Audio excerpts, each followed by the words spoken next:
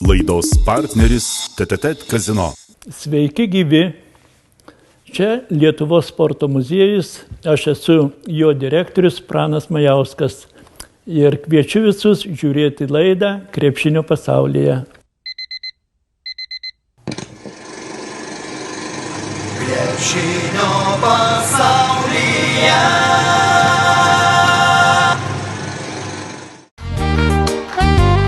Visi Lietuvos vaikai, kaip ir Kauno ikimokyklinio įstaigų auklėtiniai, labai laukia Kalėdų senelio su dovanų maišu.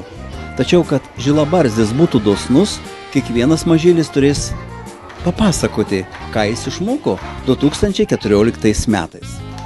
Net 250 mažylių iš 57 Kauno ikimokyklinio įstaigų su pasididžiavimu galės pasakyti, kad jie žaidžia krepšinį.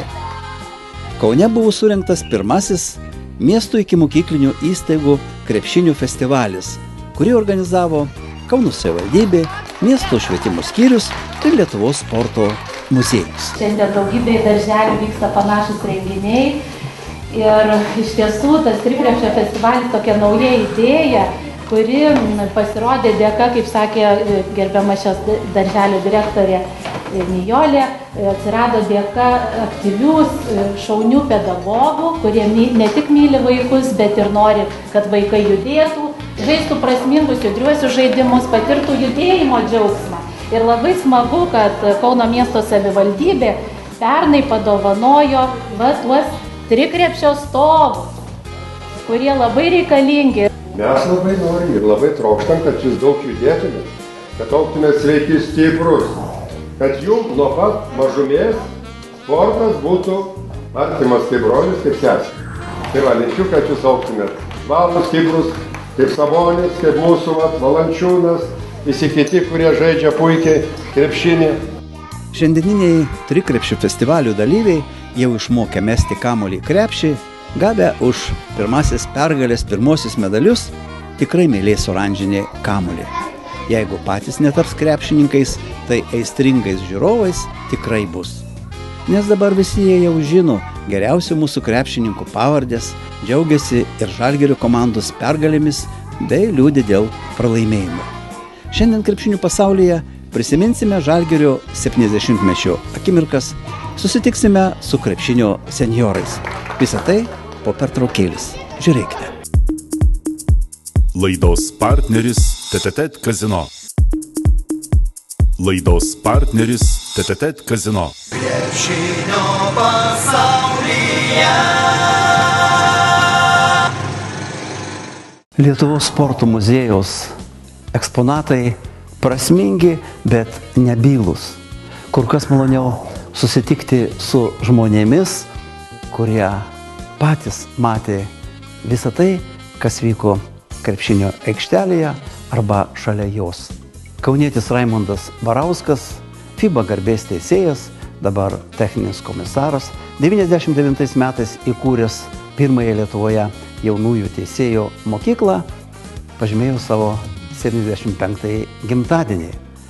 Jį sveikino Lietuvos teisėjų asociacijos prezidentas Kęstutis Pilipauskas, kolegos ir jaunieji jo mokiniai teisėjai. 25, aišku, rimta proga ir manau, kad ir dėl to toks gausus būrys jo auklėtinių, bendražygių ir šiaip jaučiančių žmonių susirinko čia jį pagerbti. Džiaugiamės, kad esate guvus, sveikas ir stiprus ir linkime, kad, kaip sakyta, šimtmetis irgi neprailgtų. Visi, jeigu turime mes svajonių, tai linkime tai gal tokio vieno dalyko, kad svajonės jūsų pildytųsi tyliai ramiai. Tai čia nuo federacijos prezidento. Kamuolys, kad primintų, kad vai krepšinio teisėjas. Prašau. Ačiū, su paraščiu. Didingai ačiū. Norėčiau padėkoti, nes Barausko jaunųjų krepšinio teisėjų klubui sukako lapkričio 24 dieną 15 metų.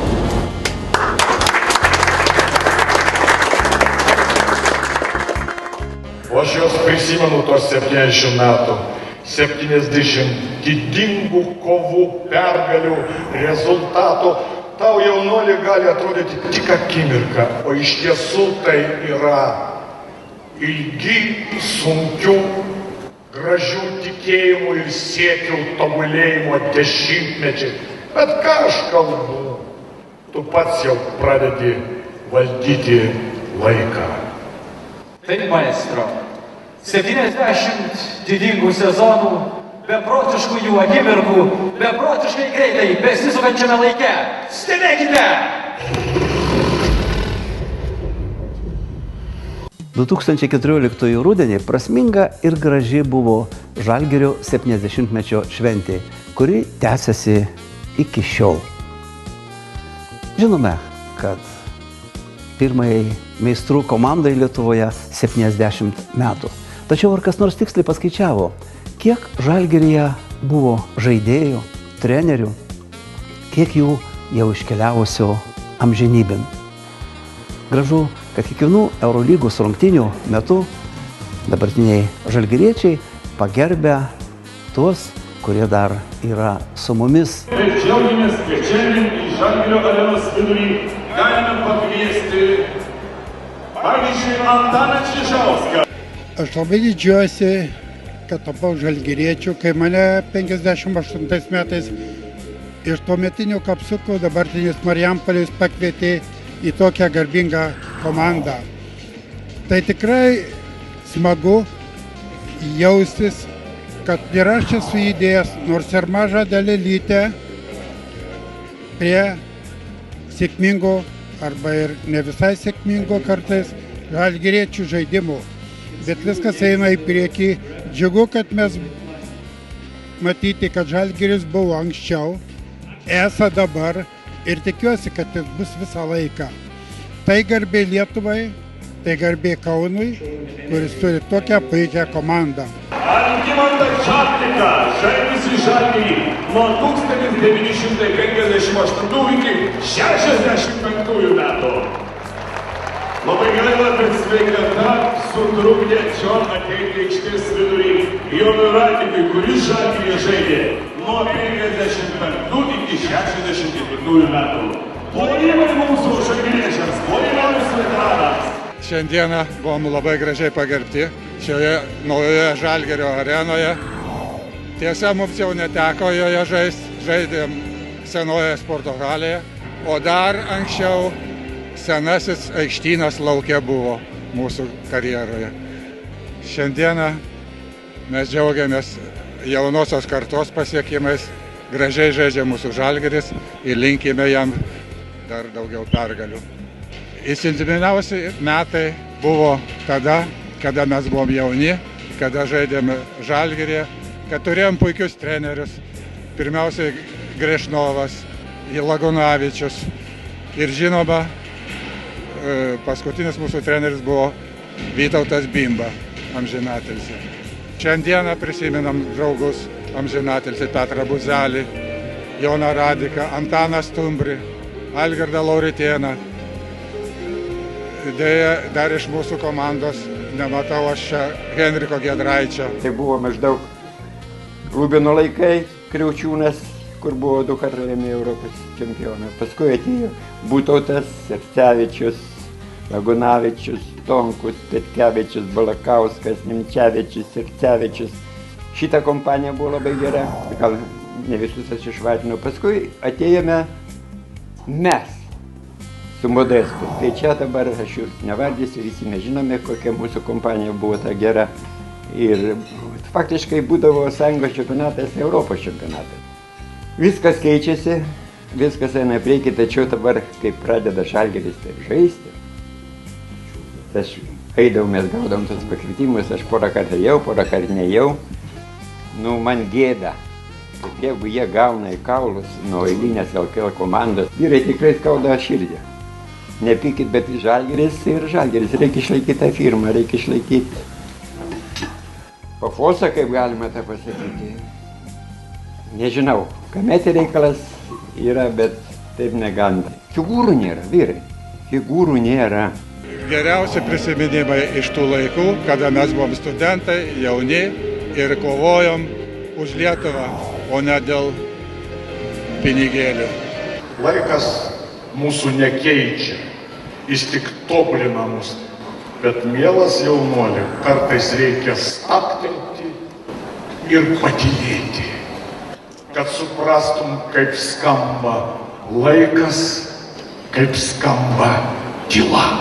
Galime pasidžiaugti ir didžiuotis, kad auksinių Žalgirio laikų krepšininkai tapo ir puikiais krepšinio treneriais. Olimpinių žaidynių, Tarybų sąjungos, Ispanijos ir Lietuvos krepšinio lygos čempionas Rimas Kurtinaitis nuo 2011 yra puikus Maskvos srities Chimki komandos vyriausiasis treneris. Laidai Krepšinio pasaulyje jis davė išskirtinį interviu. Čia likimas, šitiek metų jau tu už Lietuvos ribų puikiai dirbi, tavo komanda laimi, būna ir pralaimėjimo. Ir vis dar tu kažkur tai toli Rusijoje. Ar pats nesibeldi, ar lauki, kad kažkas tai, pasakytų, sugrįžk, įrodėjai su Lietuvos Rytu? Mes treneriai niekada nesibeldžiam, mes dirbam savo darbą, yra klubai, kurie pastebi, įvertina vieną ar kitą trenerį šiuo metu. Kaip sakyt, kaip paprastai gyvenime būna, aš atvažiavau į Chimkus dirbti 3 mėnesiam, pirmą kontraktą pasirašiau, o dabar gaunasi jau 4 ir 5 metai. Nieko, kaip sako, nieko nėra stabiliau už laikiną. Sąlygos man geros, turiu dar 2 metų kontraktą, kadangi jį turiu, tai kitiem klubam, jeigu ir norėtų, dar nėra ko kalbėti, visi tai žino. Pasibaigs kontraktą, žiūrėsim, gal kas tada siūlys, gal kitur važiuosiu, gal liksiu ten. Čia yra paprasčiausios darbinės sąlygos, kurios mane šiuo metu tenkina. Mane tenkina ir, sakysim, kad žaidėjus aš galiu susipirkti tokius, kokius noriu, ir tenkina klubo atsinešimas į mane, klubo darbuotojai, mes tokie esam. Nepaslaptis tokie kaip viena šeima, nesvarbu ar tai generalinis menedžeris ar klubo prezidentas, mes visi dirbam vieną darbą, nėra atotrūkio tarp pareigybių. Su komanda gerai sutariu, atrenkam gerus žaidėjus ne tik pagal krepšinį, bet ir pagal charakterius. Manau, sąlygos dabar dirbti idealios, bet žinot, mūsų trenerio darbas, tu gali turėti idealias sąlygas, gali turėti idealią komandą, bet jei nelaimėsi kažkokių titulų, tavo paslaugų gali atsisakyti. Pakol kas manęs neatsisakė, tai dirbu, jei atsisakys, tada žiūrėsim. Taigi 2014-2015 metų krepšinio sezonas programa maksimum ir minimum. Visų pirma, norim dalyvauti VTB taurės finale. Žinot, yra sukurti klubai, kad ne tik pasižaisti, bet kad laimėti. Tai, sakykime, Chimkai vienas iš tokių klubų. Kaip ir Uniksas, kaip ir Lokomotyvas, kaip ir CSKA, kur skiriami nemaži pinigai, biudžetai dideli ir visi nori tos pirmos vietos, nors ta vieta viena, o norinčių daug. Reiškia, mes VDP čempionate, mūsų planai žaisti finale. Ir aišku, šį sezoną mūsų uždavinys laimėti Europos taurę, kadangi mes nepapuolėm į Eurolygą, o norim joje žaisti. Tai tik tai laimėjus Eurolygą, Europos taurę gali papulti į Eurolygą, taip kad tokie, sakykime, uždaviniai labai aukšti, ir reiks pasistengti gyvendinti. Reikia pavydėti, bet sekti mūsų krepšininkų pavyzdžių, kai jie visų kolegų džiugių akimirkų ir liūdnų taip pat proga susitinka burin ir dažnai dalijasi savo prisiminimais. Taip buvo ir tą dieną, kai Gediminas Budnikas šventė savo 70-metį. Visi tie, kurie čia susirinkę, tikrai labai visus gerbiu ir myliu. Ir man atrodo, kad ir jūs turbūt mane gerbėt, nes atėjote į mano vakarą. Mes galėjom dalyvauti tik olimpiadoj toj, kuri buvo vadinosi Tarybų sąjungoj tautų Spartakiada. Tai mes tai užaugom toj kartoj, ačiū Dievui, visi gyvi, bet kokie mes užaugom toj kartoj, gal ir geri buvo mes. Mes dabar visi žvalūs, energingi, negalima lyginti to, kas buvo tada ir dabar. Nes, pavyzdžiui, jeigu dabar mes, būdami, šleivuodavom derinį metus, 2 gal netgi, dabar aš paklausiu ir girdžiu, korespondentas klausė mūsų nupirkto žaidėjo, kaip savijauta. Sako, labai gerai, gavau faksu, atsiuntė man derinius, skrisdamas lėktuvę aš juos išmokau, duokit pavalgyti ir aš einu žaisti, viskas gerai. Tik tai, va, ko trūko jiem dabar.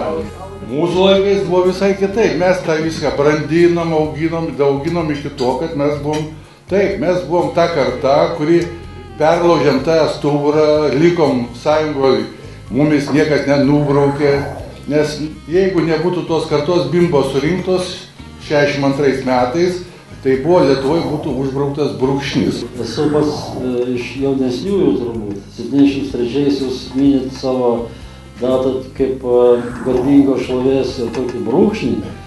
O aš pradėjau 72 ir 17 metų su tą mylimą komandą išgyvenau. O dabar, malonu matyti vėl tos veidus, kuriuos aš įėjęs pirmą sykį į treniruotę 72 pamačiau. Prie jūsų atsisėdau, buvo toks drebulys suprantamas, nes ten buvo jūs žvaigždės. Jaučiuosi kaip šeimoj, ačiū Dievui, kad dar sveiki gyvi, yra tų, kurie jau nesulaukė šių dienų, kad pasidžiaugti vienu ar kitu jubiliejumi. Bet, gyvenimas toksai, kad reikia užleisti vietą gražiai pamainai. Aš krepšiniu ir jo ateitim Lietuvoje tikiu, vis tiek matau daug to jaunimo, aišku, dvasia dabar truputėlį kitokia, gal kiek per daug ir komercijos, bet pasižiūrėkim, skinam laurus, visose amžiaus grupėse kažką tai turim, tikiuosi, kad išliks ir tikiuosi, kad nors pavartys ir šitą mūsų istorijos metraštį ir ras kai kurias pavardės, dėl kurių buvo verta gyventi visos Lietuvos žmonėms. 2014 gruodžio 17-ąją savo 60-metį švenčia buvęs žalgirietis, Europos, pasaulio ir Tarybų sąjungos čempionas, dabar Lietuvos Seimo narys Sergejus Jovaiša. Aš, Sergejus Jovaiša, prisiekiu būti ištikimas Lietuvos Respublikai. Prisiekiu gerbti ir vykdyti jos konstituciją ir įstatymus. Saugoti jos žemę vientisumą. Prisiekiu visomis išgaliomis stiprinti Lietuvos nepriklausomybę, sąžiningai tarnauti tėvynei, demokratijai, Lietuvos žmonių geroviai. Te padeda man Dievas.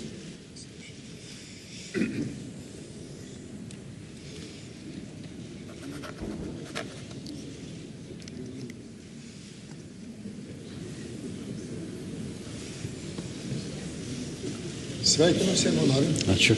Taigi, išmintingas ir talentingas ne tik krepšinio aikštelėje, bet ir Lietuvos Seimo rūmuose Sergejau Jovaiša. Su 60-ąja žiema, kuri tegul visada tau būna pavasaris. Mes ne tik sveikiname laidos kūrėjų vardu, bet ir tave prisimena bendražygiai ir kai ką palinkės. Сергус Йовайша был и, я надеюсь, остается моим другом, потому что мы и жили в одной комнате с ним, и вместе играли друг против друга, и проводили свободное время. Я был свидетелем не только его и подъемов, и спадов, и моменtų удачи и неудач.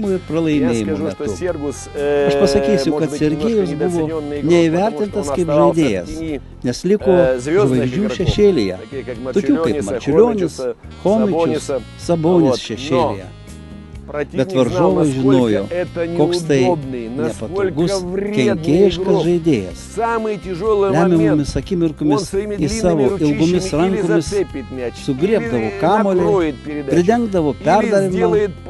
Aš Sergejų vertinau ir vertinau kaip patį naudingiausią krepšininką. Tais laikais, kai aš jį mačiau aikštelėje. Tai buvo tikras kovotojas, nebailys ir šaltakraujis. Настоящий боец, не трус, предельно холоднокровный. А о его таком спокойствии, которое ему помогало на площадке, я могу привести один такой пример. Prisimenu, kai buvo svarstoma 1979 metų rinktinės sudėtis Europos čempionatui Italijoje. Buvo konkurencija, nors 12-ukas buvo ir aiškus. Tačiau atėjo jaunas, perspektyvus Chomičius, trokštantis žaisti. Per treniruotės buvo fantastiškas. O Sergejus buvo ramus ir prastos sportinės formos. Tačiau jauti, kad jau yra rinktinės narys. Gomilskis pasitarė su žaidėjais ir treneris nusprendė, kad Europos čempionate žais Chomičius, o ne Jovičius. Treneris pakvietė mane ir sako, Stas, tu su juo gyveni, draugauji, gaila, bet tu jam subtiliai pasakyk. Aš jaudinausi, nes žinojau, kaip sunku tai išgirsti žaidėjai, norinčiam dalyvauti tokiame Europos čempionate. Aš užėjau kambarį ir vienu momentu pasakiau, Sergejau, žinai, taip būna gyvenime, nepasiseka. Papa, tai yra tėvas, nusprendė paimti rinktinį Chomičių, o ne tave. Jau pirmoji reakcija, jis atsistojo ir sako, Papa, karalius, atspėjau, dabar aš tikrai prastos formos, teisingai pasiekė. Tai byloja apie jo geranoriškumą ir situacijos vertinimą. Aš žinau, kad jo gyvenime buvo labai sunkių akimirkų ir aš džiaugiuosi, kad jis dabar aukštai pakilo, formuoja Lietuvos politiką ir duok Dieve, kad jo sprendimai būtų teisingi. Nuoširdžiai sveikinu savo draugą, linkiu jam sveikatos ir